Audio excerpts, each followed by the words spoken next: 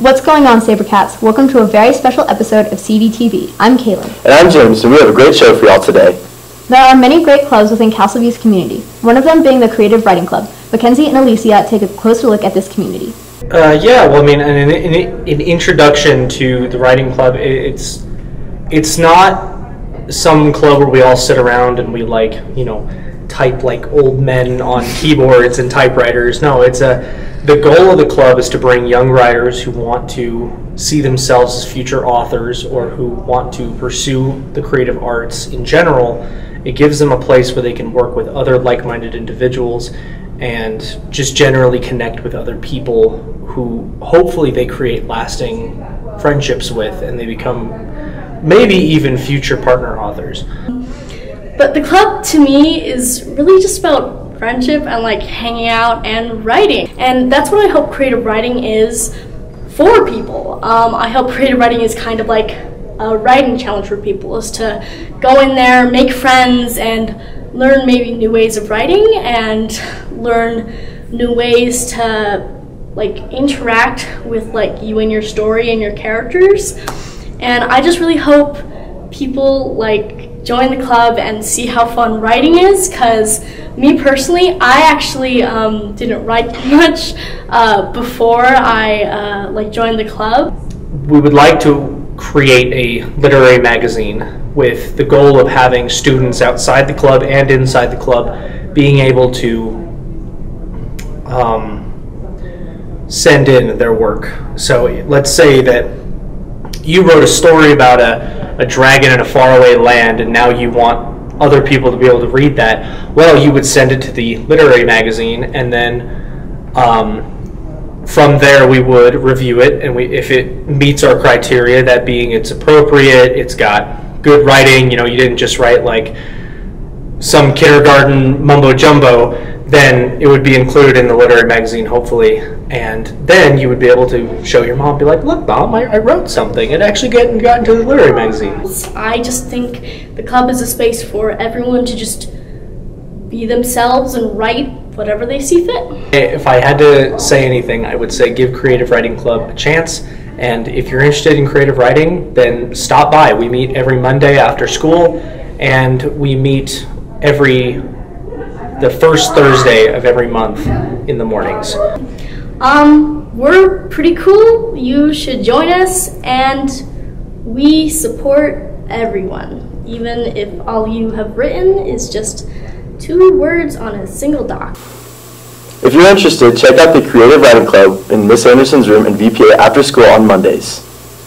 Peer counseling is a very fun way to get away from your classes and contribute to the school community. Ryan and Jack dive deeper in what it really means to be a peer counselor.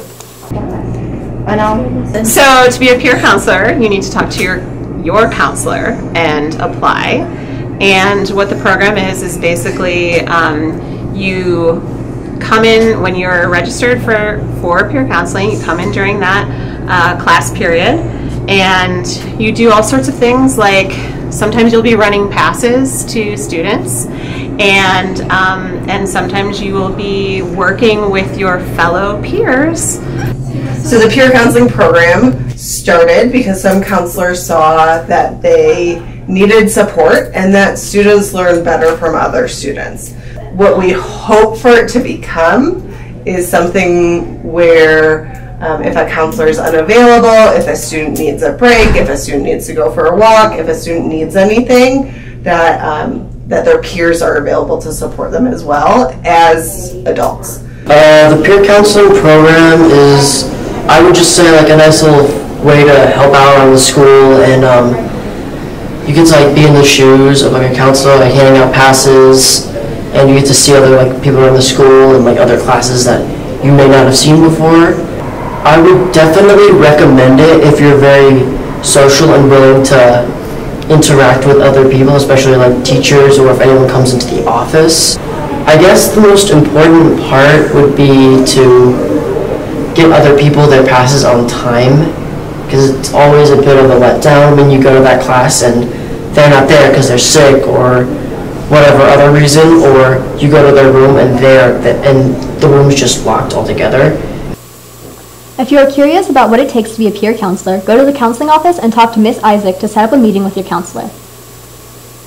Students tend to trash the school, but who is responsible for cleaning up the garbage they leave behind? CV takes a deeper dive into who is responsible for cleaning the school.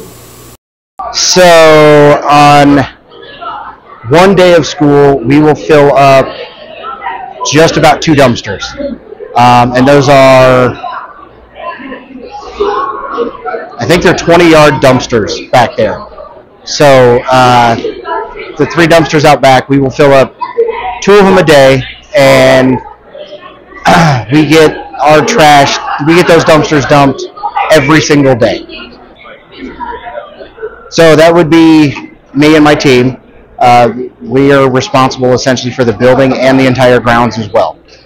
So as far as cleanliness of outside, the trash problems, that is our responsibility. I think, having our custodians be responsible for all of that is probably unfair and frankly, as you can see, not feasible. They can't keep up with it all by themselves with all the responsibilities they have.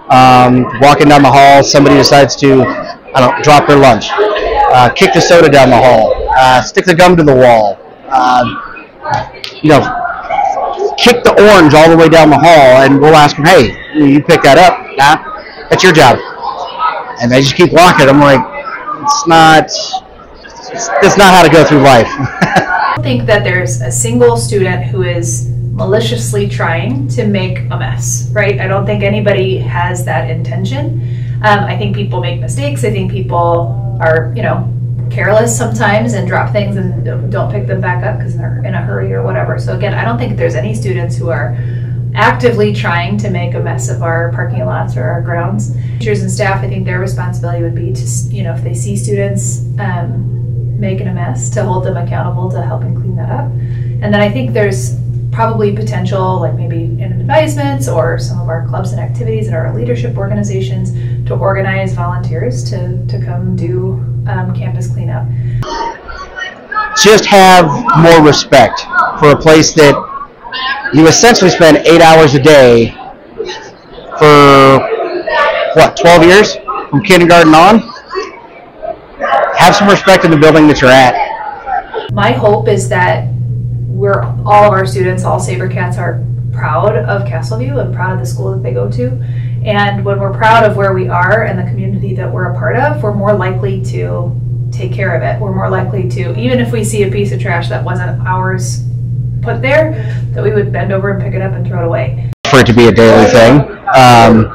Actually, we would love for it not to be a daily thing and not have kids empty entire bags of fast food out there. But ideally, we would like to get out there 3 times a week. If we had all our positions filled, we could probably do it, probably 4 times a week, just to make sure it doesn't look bad for students, staff, and anybody just walking through. It just looks rough. It's just really hard to keep up on, 1,600 kids, 1,800 kids now versus just 3 of us out there. We hope that this brings some more thoughtful insight into who is responsible for taking care of our school. And that was the last show for today. Thank you for watching. And if you like this show, please be sure to check out more on our website, cvstudentmedia.com, or on our Instagram @cvstudentmedia. And once again, I'm Kaylin. I'm James, and have a wonderful day, SaberCats.